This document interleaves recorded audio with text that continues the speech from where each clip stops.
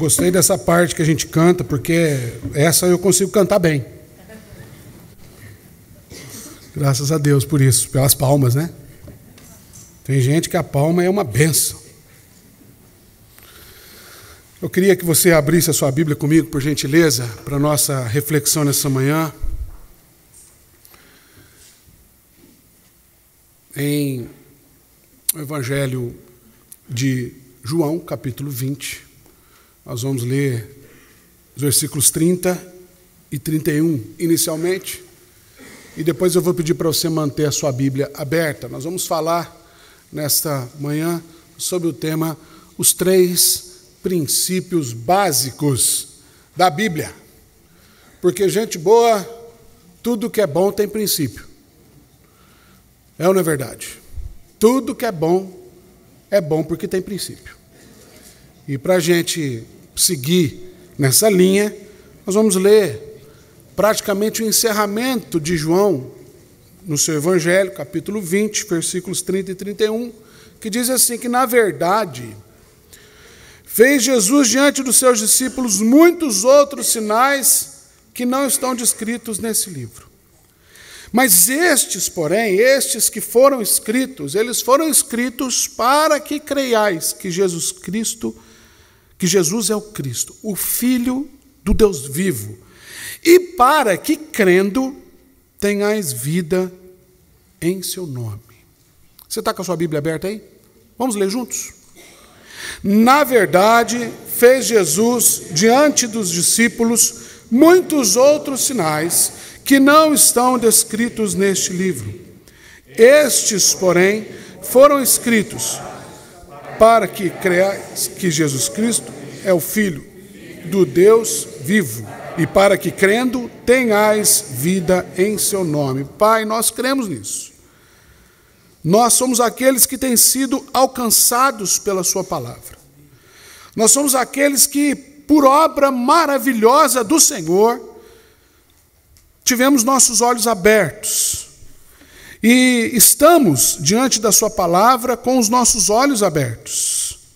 Porque o Senhor tem nos ensinado grandes coisas por meio dela. Por isso, Pai, mais uma vez, nós suplicamos para que o Teu Santo Espírito que aqui está, que já se move em nós, por nós, através de nós, esse Espírito ministra o nosso coração. E fala-nos, ó Deus, edifica-nos. Nós, de verdade, Senhor, nos quebrantamos na Tua presença, porque entendemos que se o Senhor não falar, se o Senhor não for aquele que ensina, Pai, esse momento aqui, ele vai encher a nossa mente de conhecimento. Mas se o Senhor falar o nosso coração, a nossa vida pode ser transformada. Portanto, essa é a nossa expectativa nesse momento. Em nome e para a glória de Jesus. Amém. Os 3 princípios básicos da Bíblia. Gente, tem uma coisa interessante. A minha esposa, se eu chegar em casa e falar para ela assim, meu bem, eu tenho uma coisa para te contar. Mas não vou contar agora, só amanhã. Você já imagina o que vira a minha casa. É só lá em casa que acontece isso. A curiosidade é uma coisa incrível, mas eu tenho que fazer justiça. Não é só ela. A curiosidade humana é infinita. Todos nós somos curiosos. Os homens não admitem. Mas todos nós somos curiosos. E essa capacidade humana, essa nossa capacidade, essa nossa criatividade de fazer tanta pergunta, também parece ser algo que não tem fim. Um comercial antigo de uma seguradora dizia que não são as respostas que movem o mundo, são as perguntas. A minha filha está entrando na fase dos porquê. Por quê, papai? Por quê, papai? O que é isso, papai? O que é aquilo? Por quê? Gente, acho que nem eu reparei em tantos porquês, nem eu mesmo fiz tanto porquê como ela me faz. É assim que a gente descobre as coisas. Mas, uma das coisas que a gente faz bastante, com tanta pergunta, é fazer pergunta para Deus ou para a Bíblia. Eu sou um tipo de gente que faz muita pergunta para Deus. E eu faço muita pergunta a partir daquilo que eu leio na palavra de Deus. Mas aí eu me deparo com algo que não é tão confortável assim, que talvez você também se depare. A Bíblia não é, nunca foi e nunca será um livro de respostas. Se você anda procurando na Bíblia respostas, eu quero dizer para você que você pode estar perdendo tempo. Porque a Bíblia não é e nunca foi um documento histórico-científico. A Bíblia não é e nunca foi um livro religioso. A Bíblia nunca foi, não é e nunca será qualquer espécie de código misterioso, caixinha de promessa. E a Bíblia também não é um conjunto de biografias. Afinal, o que é a Bíblia? A Bíblia é uma revelação. Portanto, o que contém na Bíblia, eu me aproprio por meio da fé. Nada mais. Se você anda procurando na Bíblia respostas para perguntas que você não obtém por meio da fé, você não vai achar. Você pode até achar que acha, mas você não vai achar. Porque a Bíblia é um livro que a gente se relaciona por meio de fé. Porque ela é revelação. Ela é Deus falando comigo, falando com você ao longo da história. E a revelação bíblica consiste em vários propósitos. Vários. O principal propósito dessa revelação é deixar claro para mim e você que não existe outro Deus além do Senhor, único e soberano Deus. Não existe. Ou seja, um dos maiores propósitos da Bíblia, através da revelação de Deus, por meio da sua palavra, talvez seja justamente combater as idolatrias que eu e você nutrimos na nossa mente e no nosso coração. Sempre foi assim. E talvez, justamente por nós sermos dotados dessa incrível curiosidade e capacidade de fazer tanta pergunta, a maioria delas sem resposta, o nosso coração, ele se tornou uma grande fábrica de ídolos. Tim Keller, no seu livro Deuses Falsos, ele diz que ídolos são vícios espirituais. Vícios que eu e você construímos para tentar cercar nossa vida de respostas que nós não temos. De suporte que não existe outro lugar que a gente possa encontrar senão no único e soberano Deus. É por isso que o João escreve isso aqui, deixando claro para a gente que, olha, se a gente fosse colocar e relatar tudo o que acontece, não sei se seria suficiente todos os livros do mundo. Mas como a Bíblia não é um livro biográfico, nem histórico-científico, e nem um livro de respostas, o que está aqui tem um objetivo muito claro. O objetivo do que está escrito na palavra de Deus é que nós venhamos a conhecer a Deus. É para isso que a Bíblia está diante de nós. E como é que isso se apresenta para nós? Isso se apresenta através de vários princípios. E essa expressão, princípios, quando a gente olha para a Bíblia, ela pode ser compreendida de pelo menos duas maneiras. A primeira delas é princípio como o início de um processo. Ou seja, algo que teve início num determinado momento. Princípio. É o começo. Porque, de fato, a Bíblia ela relata vários princípios. Ela relata vários começos. Inclusive, a nossa própria vida encontra início nas Sagradas Escrituras. Agora, há uma outra perspectiva para a gente entender princípio, que é princípio como regra. como valor, como ditame. Porque, de fato, o ser humano vive nessa constante busca por valores, por regras, que a gente mesmo cria, às vezes, para balizar a nossa vida, para que essas regras deem sentido para os nossos pensamentos, para as nossas intuições, ou ainda a gente cria uma série de ditames, a gente organiza isso em volta da nossa vida, para que ética e moralmente a gente possa ter parâmetro para viver. É assim que acontece. E a gente vai olhar para a Bíblia sempre buscando essas duas coisas. Onde é que começa e qual é o sentido disso? Essa é a pergunta que Salomão faz no livro de Eclesiastes. Qual que é o sentido da vida? E ele escreve um livro inteiro, passa a vida de cabo a rabo, vira a vida para o avesso, para no final ele fala assim, quer saber de uma coisa? O que importa mesmo é temer a Deus.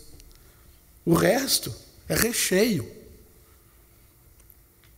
Então, nessa perspectiva, a partir desse texto de João, eu queria falar com você, nessa manhã, sobre, pelo menos, 3 princípios básicos, nivelares, que a Bíblia nos apresenta.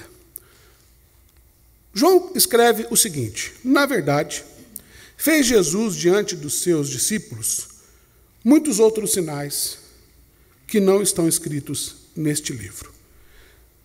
Jesus fez muitos sinais. Jesus se manifestou de diversas formas. O primeiro princípio da Bíblia está em Gênesis 1:1. Deus é criador. A Bíblia começa dizendo o seguinte: no princípio, criou Deus o céu e a terra. No princípio, criou Deus. Jesus Cristo fez muitos sinais. Ou seja, tudo o que se vê e tudo o que pode ser visto é sinal de Deus. E tudo que é sinal de Deus é revelação de Deus. E tudo que é revelado tem um propósito. E o propósito é não outro senão dizer para mim, para você e para todos os povos que Deus é criador de tudo. Que não há nada fora de Deus. Que não existe nada que acontece ou que brota por processo natural. O processo existe porque alguém deu início a um processo. A Bíblia começa estabelecendo para a gente, então, 2 fundamentos básicos para que a gente, a partir deles, possa compreender tudo o que vem na sequência de todo o relato bíblico. No princípio, criou Deus todas as coisas.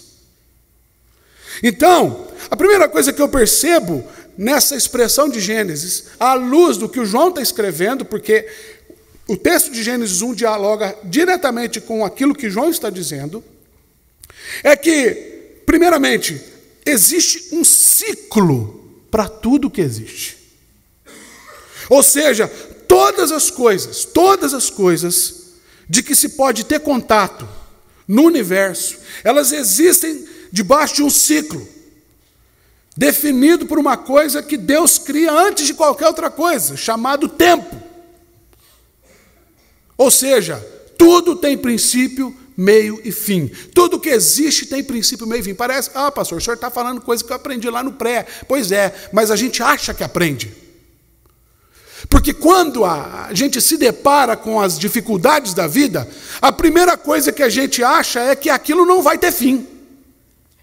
Ou então a gente olha e começa a se fazer pergunta, de onde foi que veio isso?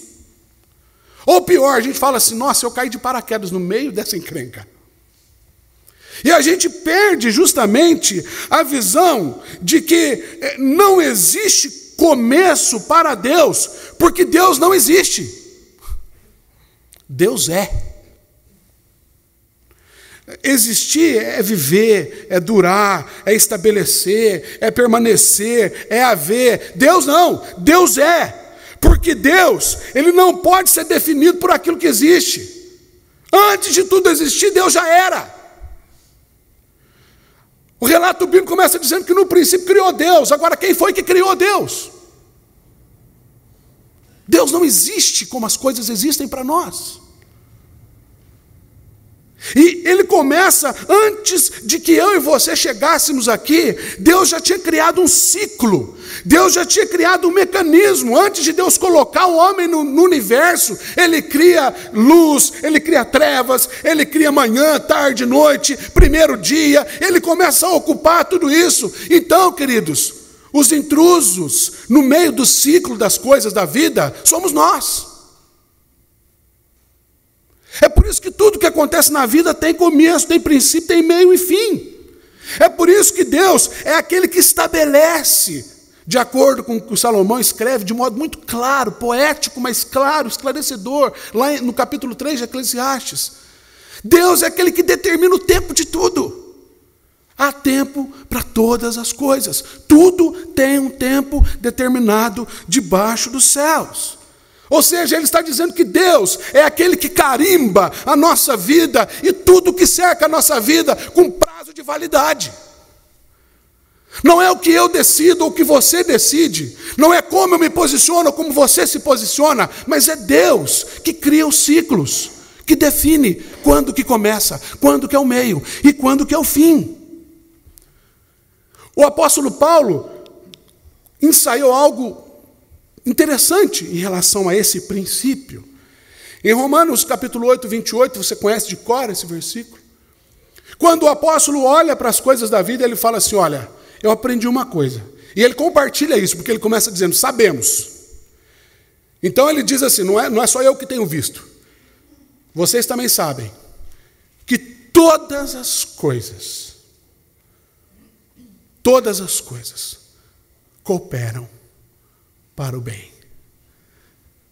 Todas as coisas. As coisas boas e as coisas ruins. As que eu entendo e as que eu não entendo. As que eu tenho domínio e as que eu não tenho domínio. Todas elas juntas cooperam para o bem. Mas para que eu entenda isso, de acordo com o que Paulo está dizendo, é necessário que algo aconteça. Elas cooperam para o bem daqueles que amam a Deus. Daqueles que entendem que Deus é Criador. Daqueles que entendem que Deus tem o ciclo e o movimento de todas as coisas sob o governo da sua vontade. E a sua vontade é sempre boa, perfeita e agradável. Mas para que a gente possa ver esse ciclo, é necessário justamente a gente compreender o segundo fundamento. O primeiro é que tudo tem um ciclo. E o segundo é que existem regras para tudo aquilo que existe. Por isso a palavra princípio é compreendida como uma unidade de tempo, mas também representa um Deus que estabelece regras e valores para todas as coisas que existem. E a regra que se coloca para nós lá atrás, eu volto a dizer, eu, o Senhor, sou o Criador. Essa é a regra básica. De modo que nada acontece fora da vontade de Deus. Nada acontece fora da arquitetura do Criador. E é fato, queridos, que não existe resposta ou explicação para tudo. Mas existe uma regra básica de tudo. Deus está no governo de todas as coisas. Então, andar com Deus não é andar atrás de respostas. Andar com Deus é andar sabendo que existe Deus. Que além de mim, além daquilo que eu não sei, que eu não conheço, existe alguém que sabe, que conhece, que governa. É por isso que a Bíblia é repleta de confia em mim, entrega para mim, deixa eu cuidar, vem após mim, me segue, me ama, me abraça, me beija, me chama de meu amor, mas fica comigo. Deus está falando isso para mim, para você o tempo todo. Agora, como eu disse lá atrás, a questão é que ou eu creio ou eu não creio. Porque Bíblia é um livro de fé. Não adianta eu querer criar mecanismos e sofismas na minha mente para dizer, não, Deus pode, Deus não pode, quando na verdade o que eu acredito é em outra coisa. A gente se apropria desse primeiro princípio maravilhoso de que Deus é o governador e que sustentador de todas as coisas por meio da fé. Onde se eu creio, eu não procuro respostas, mas eu sempre encontro propósitos. Porque a Bíblia diz que há tempo e há propósito para tudo que acontece. Porque tudo aquilo que eu não entendo, eu enfrento com aquilo que eu conheço. E é daí que vem o segundo princípio. O João segue dizendo que os sinais que foram colocados na Bíblia, estes, porém, diz a primeira parte do versículo 31, estes, porém, foram escritos para que creiais que Jesus Cristo é o Filho do Deus vivo. Segundo princípio, Jesus Cristo é Deus. Ele é o Senhor da glória. Ele é a manifestação plena da vontade de Deus. João capítulo 1, a gente encontra esse segundo princípio. No princípio, era o Verbo. O Verbo estava com Deus. E o Verbo era Deus. E aí quando a gente dá um salto lá para o versículo 14, ele vai seguir dizendo que o Verbo, esse Verbo, ele se fez carne. E ele habitou entre nós, cheio de graça e de verdade, e vimos a sua glória. Glória como do unigênito do Pai. Ou seja, Jesus Cristo é Deus permitindo ser conhecido por nós. É esse Deus altíssimo, tremendo, inexplicável, inacessível, imensurável, se reduzindo a um ser como eu e você, simplesmente para que nós o conheçamos, para que nós nos relacionemos com Ele. Irmãos, isso implica em que o Deus que criou todas as coisas é o Deus que se manifesta por meio de todas as coisas. Onde a manifestação sublime de todas as coisas, diante de quem todas as coisas se curvam e convergem no universo, é encontrada na história humana, nas portas de uma manjedoura lá de Nazaré. O menino Deus, cujo nome é Emanuel, maravilhoso conselheiro, Deus forte, Pai da eternidade, príncipe da paz, a saber, Jesus Cristo, Filho do Deus vivo. Aleluia! Ele é o Verbo de Deus. Ele é o haja da criação. Quando a gente vai ler o relato da criação, lá em Gênesis 1:1, que eu acabei de mencionar, no princípio criou Deus. A palavra hebraica para Deus ali é Elohim. Ou seja, se fosse Deus sem a Trindade, se fosse apenas uma pessoa da Trindade, a palavra seria El.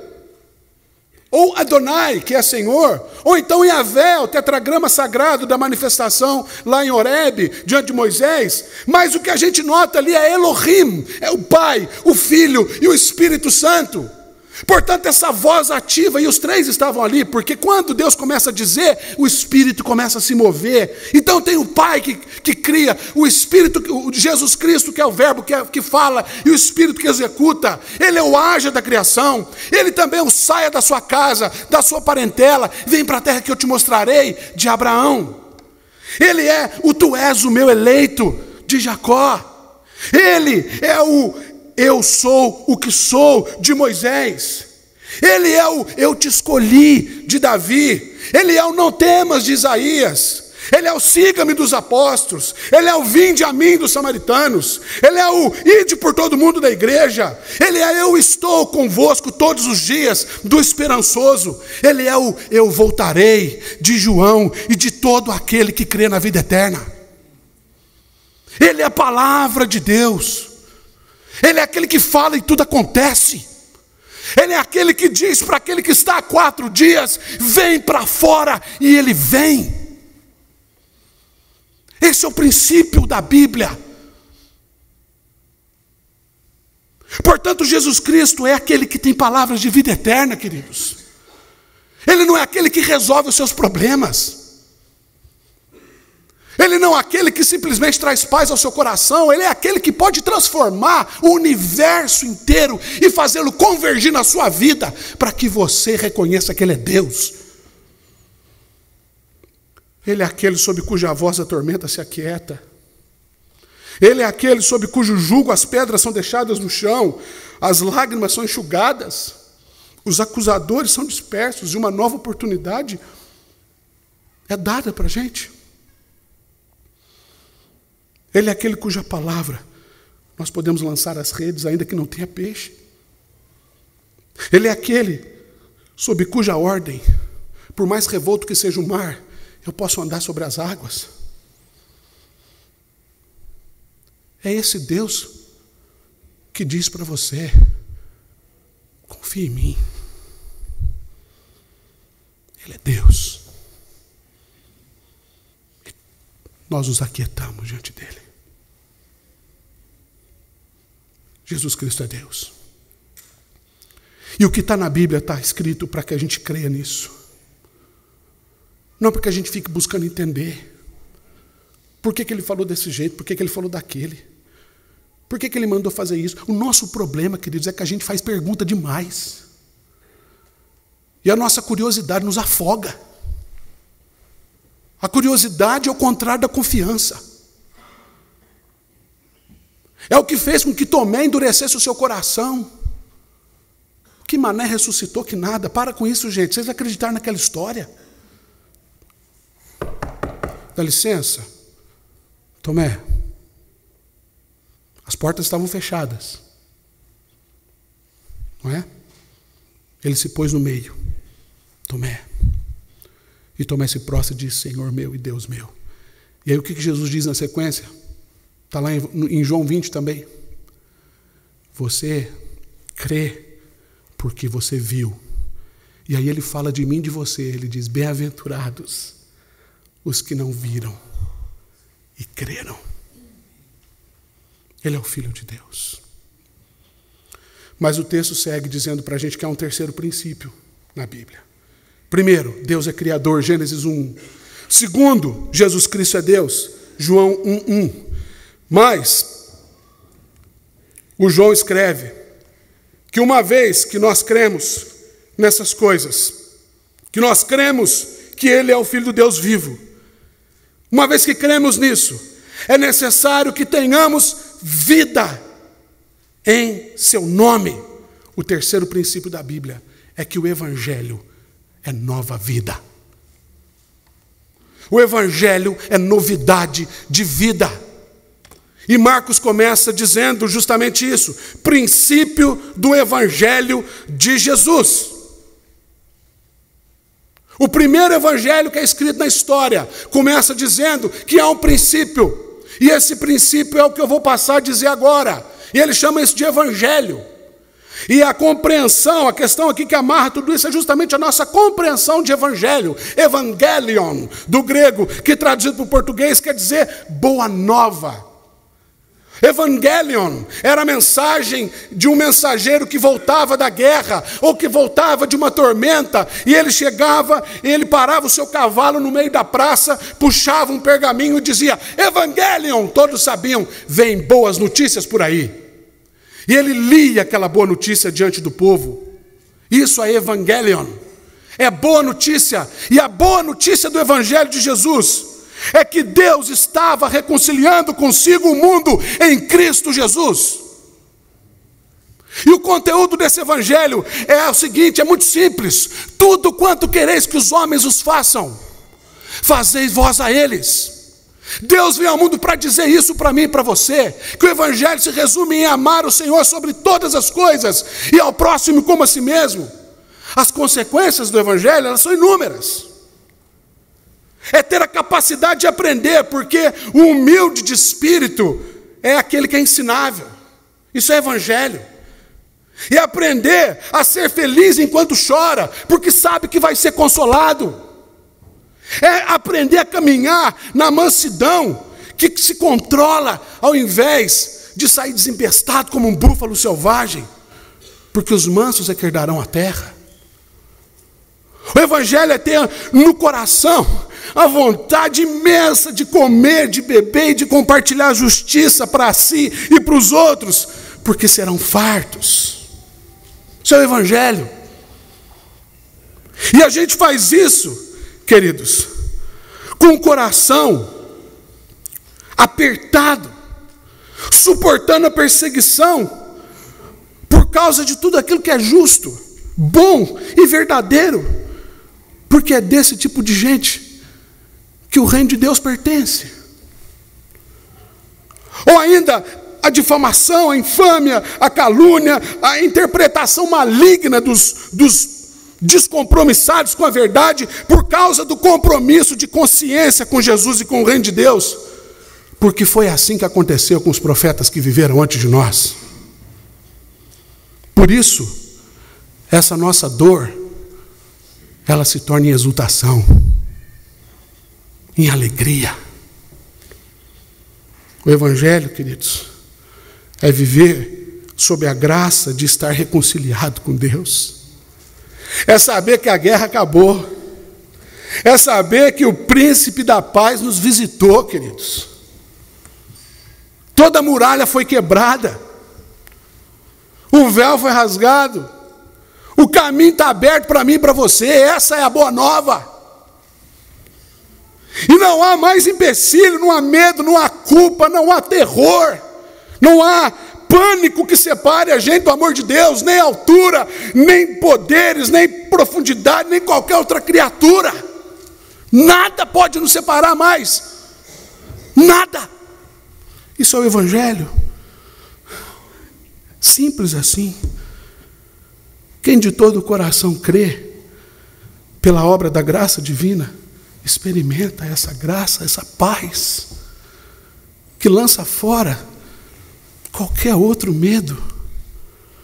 O Evangelho é justamente a graça que visita o aviltado, o rejeitado, sem qualquer prerrogativa própria, porque é Deus que ama primeiro. É quando você se faz a pergunta, por que o Senhor me ama? E Ele fala, porque eu te amo. Mas por quê? Eu não fiz nada, mas é a experiência de ser pai.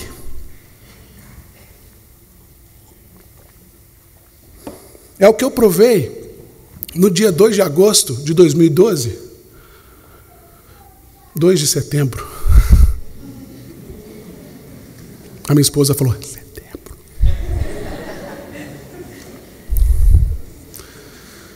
Quando aquela menininha, toda cheia de um pó branco esquisito, com um pedaço de atadura na cabeça, olhou para mim e, de repente, eu me vi perdido de amores. E eu não sabia de onde vinha aquilo. E a pergunta que eu fiz para a Isabela é, de onde que eu te amo tanto, menina? Você fez a minha esposa passar uma dor terrível. Você me fez passar um medo danado, mas eu te amo tanto. E ela não precisou fazer nada para isso. Aliás, ela só me deu trabalho e prejuízo até agora. Veja a hora dessa menina sair da fralda, gente. É assim que a gente se sente diante de Deus. Eu não fiz nada. Essa é a boa nova do Evangelho, queridos. É a morte do pecado. É a iniciativa de Deus na minha direção e na sua direção. Porque, sabe, nós pecamos porque nós somos pecadores. Nós não somos pecadores porque nós pecamos. Portanto, o grande pecado que foi abolido não é aquele que eu pratico ou não pratico, é aquele que eu sou. É por isso que Deus se fez gente, porque o pecado não é o que a gente faz, é o pecado que a gente se tornou. Então Ele se faz gente para morrer no lugar do que a gente é, para que por meio do que Ele foi, a gente seja. Filosofia pura aqui. E uma vez, queridos, que aquilo que eu sou está reconciliado com Deus, até aquelas coisas que eu pratico, elas vão diminuindo e diminuindo à medida que eu tomo consciência dessa reconciliação. E quanto mais eu confio nisso, mais pacífico eu fico. Mais pacificador eu me torno. E quanto mais pacificador eu me torno, mais promotor da paz eu me torno. E quanto mais promotor da paz eu me torno, mais o mundo ao redor de mim é transformado. E quanto mais o mundo ao redor de mim é transformado, mais o reino de Deus avança. E quanto mais o reino de Deus avança, mais de Deus se vê no mundo. E quanto mais de Deus se vê no mundo, mais perto se aproxima aquilo para o qual todas as coisas foram criadas para se manifestar. A glória de Deus, aleluia. Esse é o princípio do Evangelho. Nós precisamos viver, queridos, sobre a ótica desses 3 princípios. Deus é autor de tudo. Tem nada na sua vida fora da vontade de Deus, nada. E se em algum momento você achar que tem alguma coisa, Ele vai chegar com a palavra, e com a voz, com o verbo e dizer, aquieta-te. Ou vai dizer, avança. Ou vai dizer, crê somente. Ou vai dizer, vem para fora.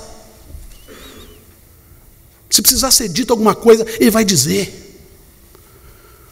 E o resultado disso vai ser uma transformação de vida tão grande, que isso vai transbordar na sua vida. Isso vai fugir do seu controle. As pessoas vão começar a se aproximar de você sem saber por quê. Glória a Deus pela aguaceira. Todas as vezes eu ameaço derrubar esse copo. Glória a Deus, nada acontece fora da vontade dele. Esse é o Evangelho, queridos. A minha oração é para que o Senhor nos ajude a viver integralmente esses princípios na nossa vida. Para que a gente não viva de outra forma. Porque é nisso que está a nossa segurança, é nisso que está a nossa fé. É nisso que a nossa vida consiste. Em que a glória de Deus se manifeste em nós, por nós e através de nós.